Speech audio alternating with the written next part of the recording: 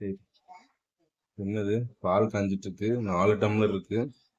அதாவது வீட்டுக்கு வந்து கெஸ்ட் எல்லாம் வந்திருக்காங்க. கெஸ்ட் யார் வந்திருக்காங்க? சோ எங்களோட அத்தை மாமா தான் எங்களோட வந்திருக்காங்க. நீங்க யாரு? அதாவது நீங்கன்னா 2 பேரா 3 பேரா நீங்க? இல்ல என்னோட அத்தை மாமா தான் வந்திருக்காங்க. ஐ மீன் மாமியார் மாமனார் எல்லாம் வந்திருக்காங்க. சோ வந்து எங்க மாமியார் வந்து இப்பெல்லாம் வீட கிளீன் பண்ணிருக்காங்கன்னு உங்களுக்கு காட்டுறேன் வாங்க. அப்படியே பல பல பலன்னு இருக்கு. இங்க பாருங்க, கிச்சன் கவுண்டர் டாப் எல்லாம் பாருங்க எவ்வளவு சுத்தமா இருக்குது. நெக்ஸ்ட் வந்து இது கிச்சன் சாமான் பாருங்க. கிச்சன் சாமான் பாக்க பால் அங்க பொங்கிற போகுது. இல்ல இல்ல போங்க. கிச்சன்லாம் பாருங்க எப்படி அடுக்கி வச்சிருக்காங்க. எவ்வளவு நீட்டா இருக்கு பாத்தீங்களா? இந்த பேப்பர் ஏதோ இருக்கு. என்ன பேப்பர்? அது வந்து ஆன்லைன்ல ஆர்டர் பண்ணி வாங்குனது மீஷோல. அது எதுக்குன்னா வந்து துடைக்கிறது. டிஷ்யூ துணி மாதிரி. டிஷ்யூ துணி மாதிரி. துணியா டிஷ்யூவா? டிஷ்யூ துணி. அதாவது எப்படி வந்து வரிசையா இருக்கு பாத்தீங்களா? ஏதோ வாட்ச்லாம் இருக்கும். வாட்ச்லாம் என்னோட வாட்ச் இருக்கு. வரிசையா இருக்கு பாத்தீங்களா? வரிசையா இருக்கா? ஒரே ஒரு தூசியை கூட யாராலையும் கண்டுபிடிக்க முடியாது. அவ்வளவு ஒரு கிளீனா இருக்கும். ஜூம் பண்ணி பார்க்கலாமா தூசி எதுவும் இருக்கான்னு? இல்ல இருக்காது. நீங்க ஜூம் பண்ணி பாருங்க. சூப்பரா இருக்கு. சரி சரி.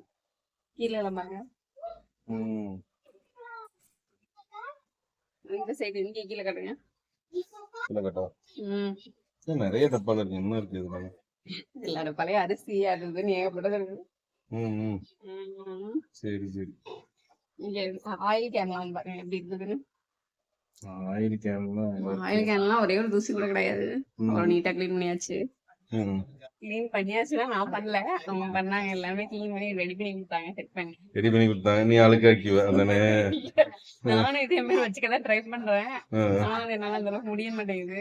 ஏன் உனக்கு முடிய மாட்டேங்குது? வயசாயிடுச்சு உனக்கு? வயசாகல. என்னால வந்து எனக்கு அந்த கிளன்லினஸ் அந்த அளவுக்கு டக்குன்னு வர மாட்டேங்குது. அவசரமா சமைக்கிறோமா காலையில, அப்படியே டக்குன்னு எல்லாம் அவசரமா ஏன் சமைக்கிற?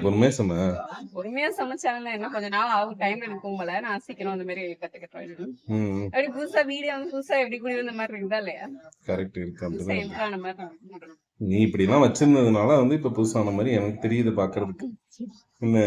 நானும் என்னால முடிஞ்ச அளவுக்கு நான் நீட்டா வச்சுக்க ட்ரை பண்றேன். நானு வீடே நீட்டா இருக்குது.